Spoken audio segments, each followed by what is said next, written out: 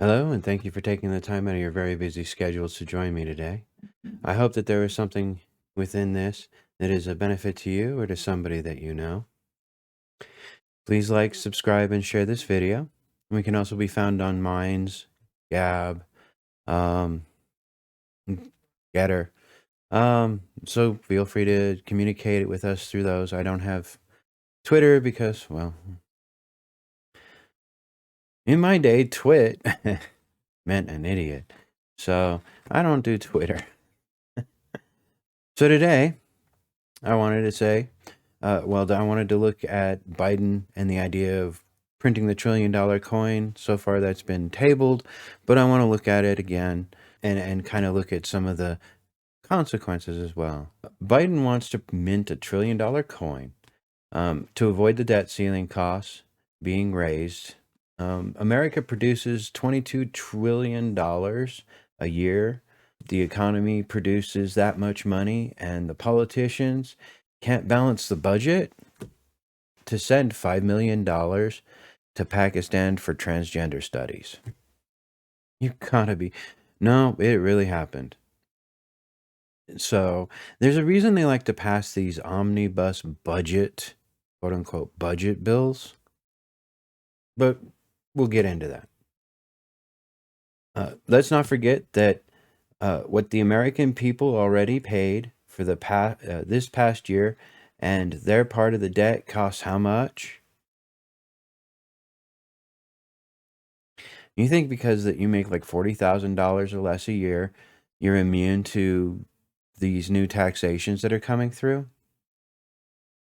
So when Biden says he's fundamentally changing the economics of America, I am I am concerned about this. And if you set aside the Hunter Biden hard drive and you look at the $500,000 he owes from 2017 to 2018 tax year by avoiding to pay self-employment tax, Pelosi's insider trading with the Democratic Party, they want you to pay your fair share, though. Right now, the whole Democratic Party thinks it's all above the law. There are a lot of things right now that are of a concern. But they want you to pay your fair share, and they want you to start by attacking the people who call themselves Republicans. In a republic? Oh, how I miss the Republic of America. See what it's turned into. Now, right now, there are claims from Facebook that they need to turn over their power to the U.S. government, creating a permanent czar of truth, so to speak. This is the move against the First Amendment. They're trying to pull a Bill Gates almost with what's going on with the Facebook whistleblower. So the Democrats can monitor your speech. The whistleblower even suggested that she should be put in charge of the ethics committee, not just Facebook, and all social media platforms. So she suggested this. I wish I had the clip, but I don't at the moment. I have seen the clip. It's out there. You can find it. Interesting how within 7 minutes after she blew the whistle, a Senate hearing was scheduled. When have you known the government to ever move that fast? She's trying for a government position that she can be hired into and be there until she dies. This is kind of the problem with our government at the moment. There's so many of those people. They don't have the ethics. They lack the right leadership ideas. And they all think they're above the law, and that's been proven over and over. And we have elections coming up here. I highly recommend you vote in your local election, take a look at who's running, and go from there, because this has to be stopped. These people in government that get in there and they suddenly become above the law. So and so she's trying to get a government position until she dies. So already, to me, the support of the idea of the government to take away the megaphone from the people, because these sites has already been determined to be sort of the town square, so to speak. and banning people because they don't speak what you say is not necessarily freedom of speech. The media would go and they'd cram it down your throat that it can pass the bill if the Republicans would just get out of the way. The Senate can pass a reconciliation bill anytime it wants because it would have 50% of the vote, with Kamala Harris being the tiebreaker, is why they're pushing this bill. If they pass a reconciliation they can pass a reconciliation at any point. And for some reason, they keep blaming the Republicans for the holdup. And then they push back the deadlines with regards to the debt ceiling because the Republicans caved. And I'm like, no, we need to do a debt reconciliation. All of these bills coming through, they need to sit down and do their job they're paid for and vote on these on an individual basis instead of all this pork belly.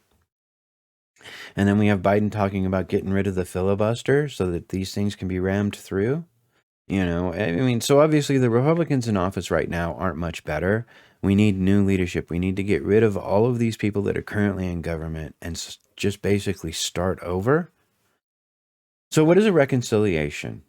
That would be where Congress balances the budget and says how much to spend on what, and no additional spending needs to be added because it cannot be afforded. See, Biden runs businesses, but he doesn't run them like a business. He runs them like the government. So, I mean, for us to say, oh, we need a business sense man to come into office. Well, again, I'm not exactly sure that's our best option. So what is reconciliation? It would be where they go, just how much to spend and on what additional needs to be, no additional funding needs to be spent. But they can also do this can also be done by a votorama, but see, that would mean that they would actually have to vote on again, do an individual line item vote on passing everything within this bill. That would mean that the people would know who voted yes and who voted no on what. That's the problem. They don't want, when they're pushing these bills through, they don't really want their names on it. They just want to say, oh, well, like the $5 billion or $5 million to Pakistan for transgender studies. Really? Why? I'm sorry, but why? Money could have been best used to balance our budget and keep from having to raise our debt ceiling, to pay our bills. Why are we sending money off to things that don't need it? But that's part of the bigger picture. These politicians are able to make more money. They get to skim off of whatever goes through, and they will continue to. This is why we need to just get them all out. So they'd vote on the individual amount and the spending, and it would be recorded in a certain way so that everybody could see what is being passed and what is not, instead of just having, say, Pelosi tell us, oh, well, if you knew it was in it, you would all vote for it anyways. No, that's not representation of me. That's, again, I'm not for this $3.5 trillion bill either, this human infrastructure bill. And Democrats are keeping up with the Republicans are deplorable talking point, because why? We're in a republic. The Republic of America was bad and needs this new world government to build back better. The Republicans are systemically racist, but wait, the democracy is here to save you. Biden is the white savior, I suppose. I mean, we've seen pictures and shown things that he thinks of himself that way. All spending last year was in the last year, up to Biden taking presidency, was a bipartisan spending. So they talk about, oh, Trump did this and Trump did that, but it was still bipartisan.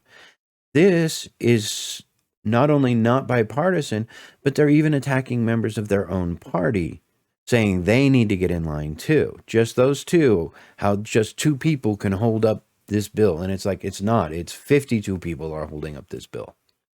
But they're not saying that because that's the other side and they're bad, creating, again, this segregation.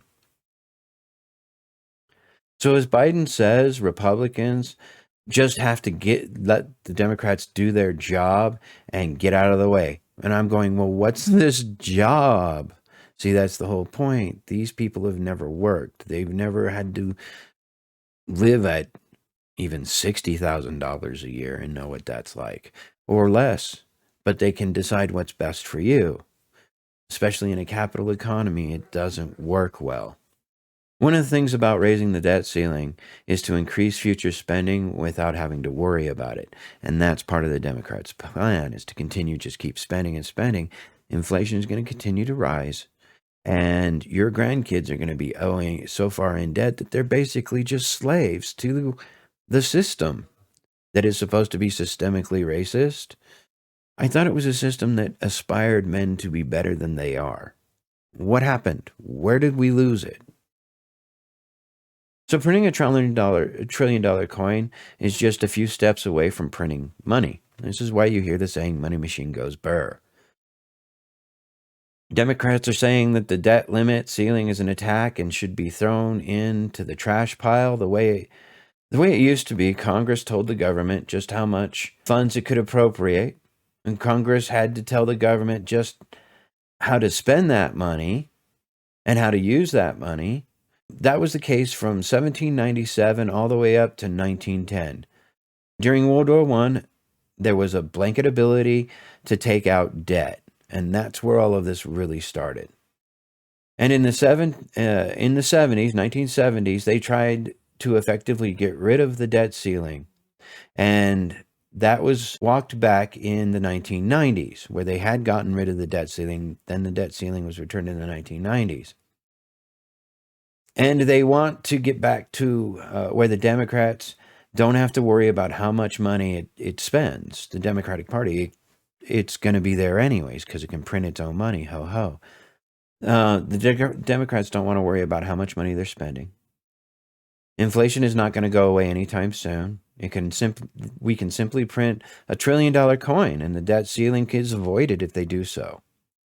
So check the M1 money supply. Think for yourself. If they print the coin, you will see another massive spike in the M1 money supply. And they're showing you that the American economy is fake when they do that. It's a fiat currency. It means they can print as money as they want. There's a reason that the American economy and the accounting system is different than the rest of the world's accounting systems. And the accounting is also very different from that of government accounting. American business accounting is very different from government accounting.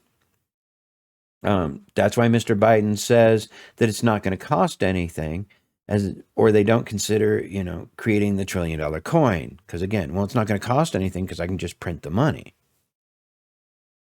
That doesn't make sense, not in economics in any way. Look at the immigration problem to determine whether our system of economy is the right one, whether it's worth preserving. Biden claims of how he has fundamentally changed economics and plans to continue to change it. It was in 1933 that it started and was finalized in 1973, taking the dollar off of gold standard. The gold standard was completely replaced by fiat money, a term to describe currency that is used because of a government's order. And that's where our currency must be accepted as a means of payment. Look at the war of Iran. Iran was trying to get off of the dollar, and what did America do? We invaded to make sure they kept to the oil dollar. If you do not accept the dollar, then the United States would invade with the fiat dollar being tied to oil. So what is backing the dollar? Biden claims that America always pays its debts. I just want to ask, with what? So I want to say thank you very much for taking the time out of your very busy schedules. I hope that there is something in here that was a benefit to you or to somebody that you know. Please, if there's also a question that you have, leave a comment down in the comment section below. I'll be more than happy to talk to you about it. Otherwise, thank you very much. And I hope that you have yourself, and you can find us on Minds, Getter, and Gab under D&L Mentors. So thank you very much, and I hope that you have yourself a very beautiful day.